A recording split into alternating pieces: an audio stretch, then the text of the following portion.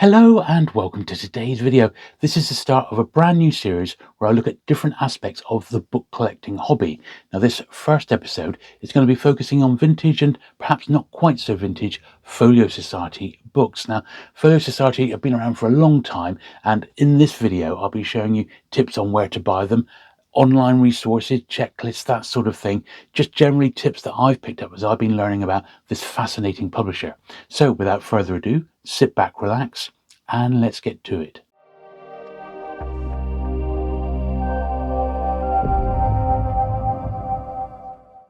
So why collect Folio Society books? Well, firstly, they're just beautiful books. Throughout their lifetime, quality has been of the utmost importance.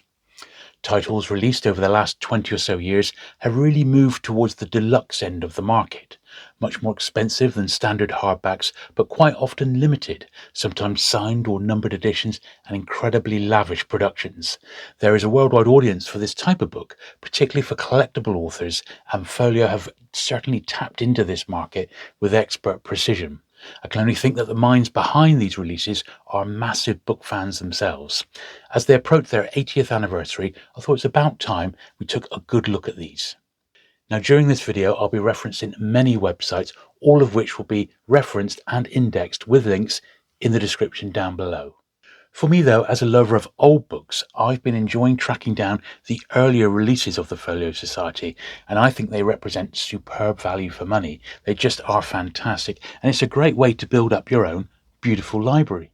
Now the books are all hardback and a mixture of quarter leather and cloth bound, and from 1957 upwards these all came with their very distinctive cardboard protective slipcases. The other great feature on these is that the books are also Smith sewn, which is a more expensive but a much more permanent form of binding. The Society itself started publishing books on a subscription basis back in 1947. Although many figures were involved at its inception, Charles Eady seems to have been the main driving force behind the company. Also of note, Alan Bott, who later went on to create Pan Books, was also part of the early team launching the publisher. He was the director of the Book Society and an expert on book club operation. And finally, Christopher Sanford, then proprietor of the Golden Cockerel Press. The basic model was that you joined the society and agreed to purchase 4 books a year. There would often be a special or presentation volume each year, and sometimes incentives if you bought a certain amount of books. An accompanying prospectus was issued for each year, detailing the planned publications. Up until 2013, you could only buy Folio Society books as they were published if you were a member. Nowadays, you can order books directly through its excellent website with no membership requirements. In December 2021, the company was sold to its employees and now operates as an employee ownership trust. Over 2,700 books have been published by the Folio Society since its formation in 1947. It currently publishes about 50 books a year. Now, I think these are ideal as an alternative for fans of the Penguin cloth-bound classics. And if we have a look at this one here, Journal of the Plague Year by Daniel Defoe, really nice edition from 1960. Many of these have illustrations, and often they have a new introduction as well. Not always, but often. And it may seem a bit silly, but they've got nice, clear type. They're very easy on the eye. This one has got the introduction here. And I feel as I get older, I want these Folio Society editions to be my sort of go-to editions when I look to read a particular book. It's particularly like a classic like this one. If you do like a straight comparison, if you look at the Penguin cloth-bound classic here of Moby Dick, it's a great edition. I've got nothing against the beautiful covers by Carly Bickford Smith, but in effect, this is just the standard Penguin classic put into a hardback form. This edition published 2013. Well, this cloth-bound edition came out, just 2 or 3 years ago, but you can see it's just the standard Penguin classic. It's quite, not that easy on the eye. The text is quite small, as you can see. It's just not what the Folio Society does. There's no additional illustrations or anything like that. The only thing making this edition special in Penguin's eyes is by putting it in the cloth-bound covers, which, as I said, are very nice. At least with the Folio Society, they are brand new editions. They're typeset specifically for that edition with newly commissioned illustrations. The other great series I've loved to collect are these Everyman classics, and these started in like the 1890s, and I've got quite a few in my collection, probably got at least 24 from the 1920s. This is the particular editions I like. Here's a copy of the Pickwick Papers by Charles Dickens, and if you have a look at this, the text is even smaller. And this isn't one of the worst ones. This is fairly reasonable, but it's just not the edition that I want to be reading. If I wanted to read the Pickwick Papers, it wouldn't be in this old 1920s Everyman hardback, as much as I love them for what they are. They just, it's not the case. I'd rather be having a look through and reading one of these books in one of these, because I think they're just far more beautiful to read and just better editions. It's quite interesting. This one's got a little period card to join the Folio Society there. Very, very nice indeed. Yeah, nice book, that one. Now a word about reprints. So I'd say reprints are less important for folio collectors than for traditional modern first edition collectors. It is, of course, always a personal choice, but certainly the Folio Society collectors don't seem to be that bothered that much about first printings. I definitely am. Some of the more popular Folio Society books were reprinted many times over, and the reprints are pretty easy to identify, but they are usually noted as such on the page after the title page. So this is a fantastic edition of the Bayeux Tapestry. Absolutely love this book. Actually visited Bayeux just recently and saw the tapestry in person, and believe me, this book is better than anything that was available in the gift shop. But sadly, when it turned up, all I saw online was Folio Society 1973, but when it actually turned up, I bought this one off eBay, second impression 1973. So quite often when you buy books on places like eBay, they'll show that title page, but they won't show if it is a reprint or not, and that's just sort of the way it is. So here's another sort of example, Shakespeare's Sonnets. So this is actually like a re-release. So this is like a later edition from 1972. And this was a book this is like the third time this has been published. But each time, this is like a first, but it's actually like a new edition of Shakespeare's Sonnets. So I haven't quite made up my mind yet whether I'm going to keep like the new editions of the books. To be honest, I probably won't. I'd probably just stick to like the first Folio Society edition. I haven't quite got it yet, but I have got the Folio Society edition from 1973 of Moby Dick on the way. However, they've republished it twice more since 1973. Both fantastic editions, but I think I'll probably stick to the first. Here's a great Folio Society book, the Roald Dahl, The Complete Tales of the Unexpected. This is one that was my mum. She was in the Folio Society, and she gave me her little collection of Folio Society books. Once again, great edition, and very, very pleased to have it. 2000, quite a late one for me, but once again, look at that, tucked inside there, second printing from 2002. I'm still going to keep this one because it's just such a handsome edition, and the fact that it's the reprint doesn't seem to make any difference at all online. So, I'm hoping that one day I might be able to come across the first print and I'll swap mine out. But until that happens, I'm more than happy to keep a copy of this second printing. So next, a bit about dust wrappers. And for the first 10 or so years, the Folio Society books all came with dust wrappers of a sort. Often they've got like contemporary illustrations, and they're used to illuminate the dust jackets as best they can. They are usually found in quite tatty condition, I have to say. This one's actually not too bad, covering the boards there. This has only got, it's a little bit of wear along there, and a little piece missing from the bottom of the spine there. They are usually printed on such incredibly fragile paper, and we have to remember the time that these were printed. This is just post Second World War, and for a lot of cases, particularly for a new publisher, paper was definitely an issue. And in fact, some of the earlier Folio Society books actually got printed abroad because the paper ration just wasn't to be had in the UK, not for a brand new sort of publisher. This is another very lovely earlyish one here, 1949. Absolutely beautiful. And these are the sort of Folio Society books I love the most, these real early ones. Here's an example of a Surtees. Now, Folio Society amazingly published 8 of these, I believe, in the first 8 years of their existence. Once again, incredibly scarce in perfect condition. The books themselves aren't rare at all. You can pretty much pick them all up, but trying to find them with perfect dust wrappers is much harder, and they've often got, just seemingly all of them have got like little pieces out the dust jackets. Once again, another beautiful book, a nice hand-coloured illustrations throughout. Don't hear much about Surtees anymore, but back in the day he was incredibly popular. That's another example there. Another one here is the Artamanovs. Very, very bold, distinct sort of colouring. Once again, a tiny little bit out the top of the dust jacket, but very, very bold, very 50s this one. So I believe this is late 40s, early 1950s. In 1955, look at that. With woodcuts. Once again, it's such a beautiful volume to hold in hardback edition. And even in those early days, the Folio Society really strove to get great quality books. Now, another aspect of dust wrappers is the glassine dust wrapper here, Gustave Flaubert's Salambo. So yeah, a glassine one is actually almost like plastic, and you can see the titles here on it.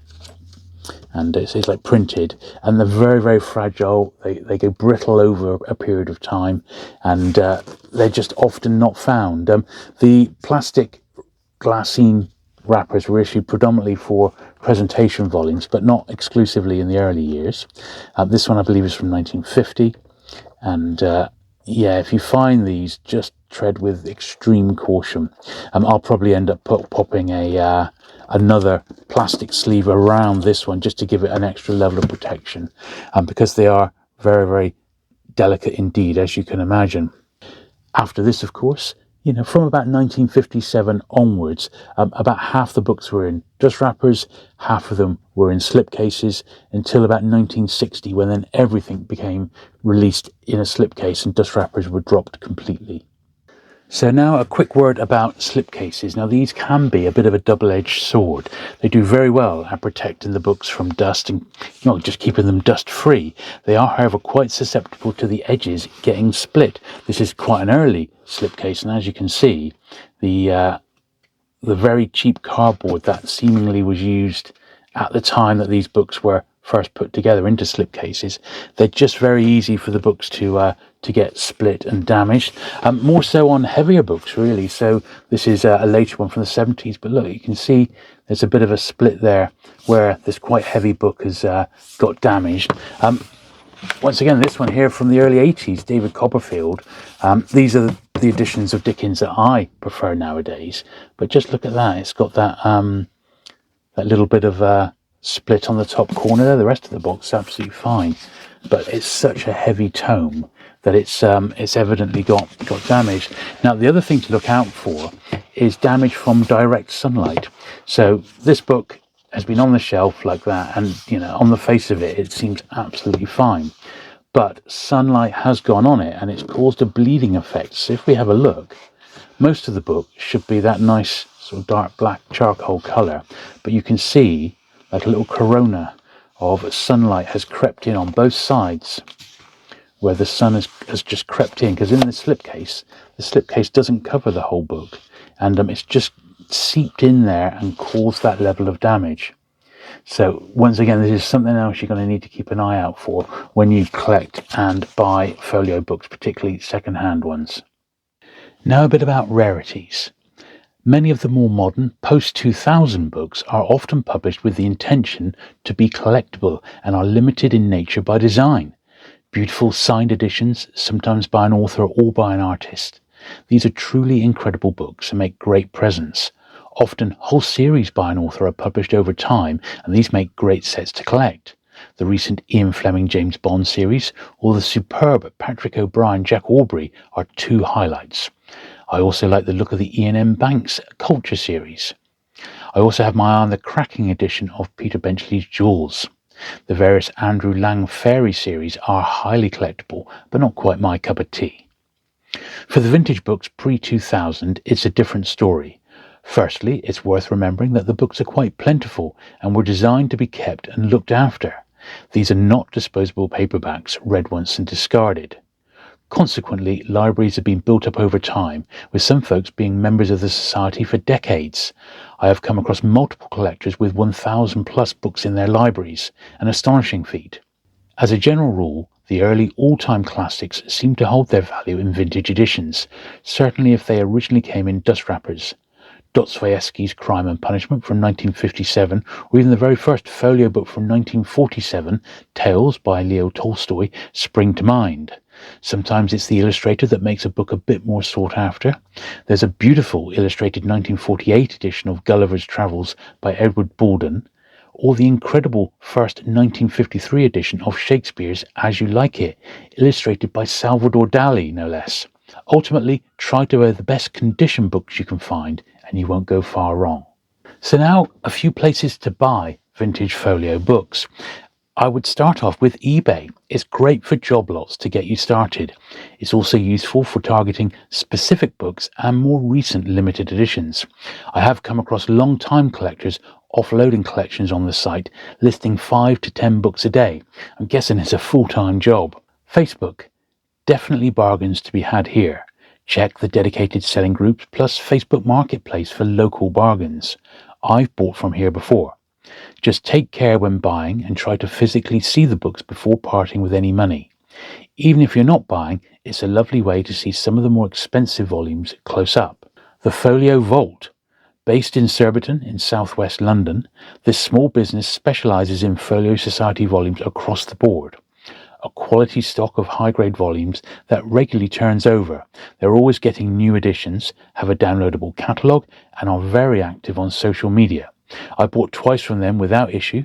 The books are well packed and it's quick delivery. I am planning on paying them a visit quite soon. ABE Books, a bit more traditional here, with bookshops and private booksellers selling their wares on the long-established book website. Much easier to search for specific years or individual titles here than elsewhere. Prices are also quite competitive. For brand new books, get these directly from the Folio Society. There is no better option, although they don't appear to let you know if a book is a first edition or a reprint. Not surprising, I suppose, as not everyone cares. Books come incredibly well packed. Getting a parcel from them is an event in itself. If you've got any more recommendations of where to find vintage, in particular Folio Society books, do please drop them into the comments down below. So now a few other resources. So definitely pick up the various Folio published bibliographies. Here's the first one that they did, Folio 21, for, not surprisingly, the 21st birthday of the Society. I would recommend this one and Folio 60, but let's have a little look through this one. So this one was put together by Charles Eady, the main driving force behind the early years of the Folio Society. And it is absolutely fantastic, particularly if you like the early years of the Society, which is what I'm sort of specialising in really more than anything else. It's a great resource here. And so particularly on the early years. It's a nice gift set there. And I picked these up very easily off eBay. They're not expensive, but it's just the perfect companion. Beautifully produced books, and they did several of these. They did another one of these a few years later. Then they did one for 34 years, 40 years, 50 years. And then the next one I'll show you, which is the 60th anniversary one, which is once again an absolutely gorgeous one. And this is what a lot of collectors use almost as their sort of Bible, really. 60 years of fine books. Obviously, somewhat bigger in size than the last one we've had a look at. But this one, just to give you an idea online, this one cost me like £20. That included the postage, but you can see it's an absolutely huge book and it is beautiful. The quality of the paper is just stunning. It's one of the most beautiful and most lavish books I've ever read. It's just gorgeous. And once again, all the books are broken down by year, and then different editions and reprints and things like that. Absolutely fantastic. If I fast forward a little bit, obviously this doesn't include bang up to date, of course, but for an actual physical book, reference wise, this is as good as it gets right now. Barrel cook there. Now, in 2022, Folio 75 was published by the Folio Society, but this was online only, and it's very much just a list of the books rather than a beautiful illustrated book here with different introductions. I recommend getting all of these Folio bibliographies because they have all got different introductions. This one here is by Joseph Connolly, who he also highlights some of the rarities that have been produced because he was a book dealer himself, and some great reminiscing there. But yeah, Folio 75 from 2022, it is downloadable completely free of charge from the Folio Society website. So that is, that is your best resource for bang up to date, except of course the Folio Society website, where the devotees have detailed in extreme detail exactly what's available and what has been published over the years, and it's just amazing. But book form, you're not going to get any much better than that. That is just gorgeous. Library Thing. Now, this is an amazing website that has a dedicated Folio Society group, the Folio Society Devotees. Now, this has full lists of all the books sorted by year, including reprints. Everything is illustrated, and there is a very lively forum. You can go down many rabbit holes here. Now, there's a great series of posts covering the first 10 years in detail, and it's hosted on the Library Thing website. This is compiled by a Folio Society devotee group member, Michael of York. It's really terrific and a highly detailed look at every book published by the Society for its first decade. This is what attracted me to collect the Folio Society books in the first place. Now, the annual catalogues, or prospectuses as they're called, have almost all been scanned and are also available online to view or even to download. There is also an incredible page where individual books are photographed and reviewed, and I've linked to that one down below. They haven't quite done all the books, but they've done an awful lot, and they are fantastic detailed reviews of every single book. I'm certainly having fun tracking down the early volumes at a decent price. There's always some lurking in almost every second-hand bookshop if you happen across one. Even charity shops often have them donated. Ultimately, Folio Society books can be an extremely enjoyable aspect of the book collecting hobby, and I totally recommend it. Collect what you enjoy, from fiction to non-fiction, children's, history, classics, poetry, Shakespeare, and contemporary works of today. There are over 2,700 volumes out there, so definitely something for everybody. So there you go. I hope you enjoyed that introduction to collecting vintage Folio Society books. Now, do make sure you subscribe to the channel so that I can show you my collection in a bit more detail as we work our way through. And I shall do some sort of folio collection videos in multiple parts, and also as I get new editions periodically over the next sort of months and years. I think it's just going to be a fantastic little facet to my collection. I'm definitely enjoying tracking down particularly those early ones. I think they're fantastic. If you've enjoyed today's video, do please give it the thumbs up. Do please hit the subscribe button if you've not already for regular vintage book content, and I shall look forward to seeing you again very soon. Bye.